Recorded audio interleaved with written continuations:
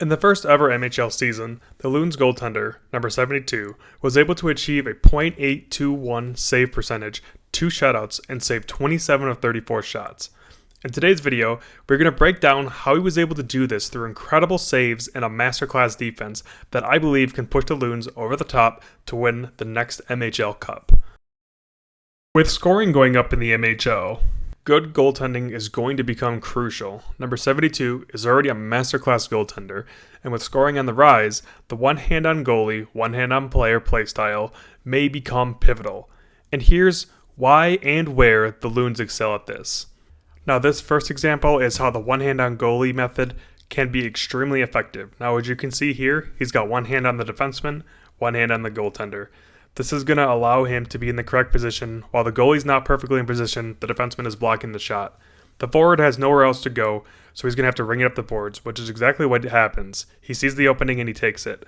Now, the defenseman moves down deep, and the far defenseman is already in the correct position. He hasn't even moved yet. His hand is not even on that player. This is an advantage because it's like he's controlling 3 players and doing 3 things at once with those players.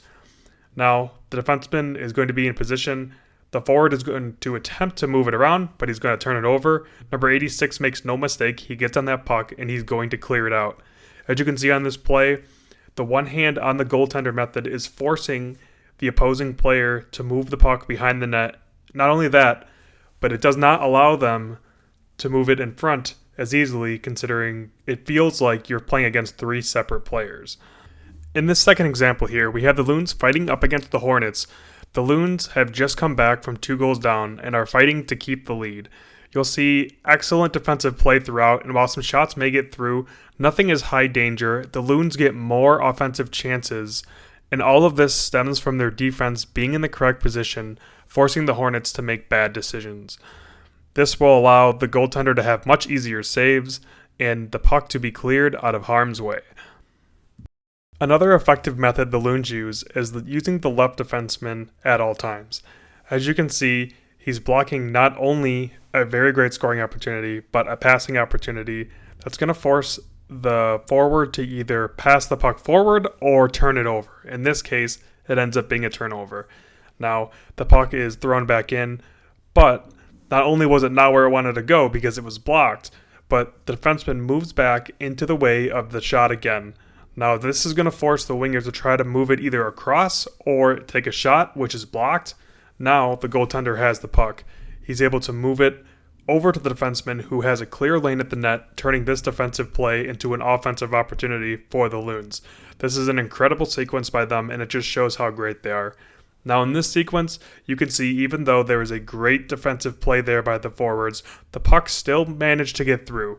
Sometimes this requires the goalie to make a big save, and fortunately he didn't have to make one here, but having the one hand on the goaltender gives him the split-second advantage of being prepared, and now the puck is out of the zone. The subtle moves that the Loons make are extremely effective in how they are able to shut down opponents' offense. As you can see, the forward here is already subtly moved. He's in front of the goal. There is no shot, forcing the puck to be rung around the outside. Now, slight movements from the goaltender and the defenseman here, along with the marking of the top defenseman, are going to make there be absolutely no shot for this player to shoot at. You could see he has nothing to shoot at. All he could do would be to pass. Number 72 is being controlled right now as well, so even if that pass were to make it through, the goaltender is already prepared to make the save. Now, as you can see, it's just a tight checking game. The defenseman marking, forcing a poor pass. As the winger retrieves the puck back to the exact same position, the defenseman moves back up to protect any passes, and then now there is a hand on the goaltender. There is absolutely no breathing room for this team to score on, and the Kessel Run need a precise pass to score. As you can see, along with some great goaltending, the Loons' defense is the primary reason they're able to keep goals out of the net. While some good goaltending definitely helps, defensemen limiting opportunities, even from the league's top scoring teams, allow them to steal wins even when the offense isn't clicking.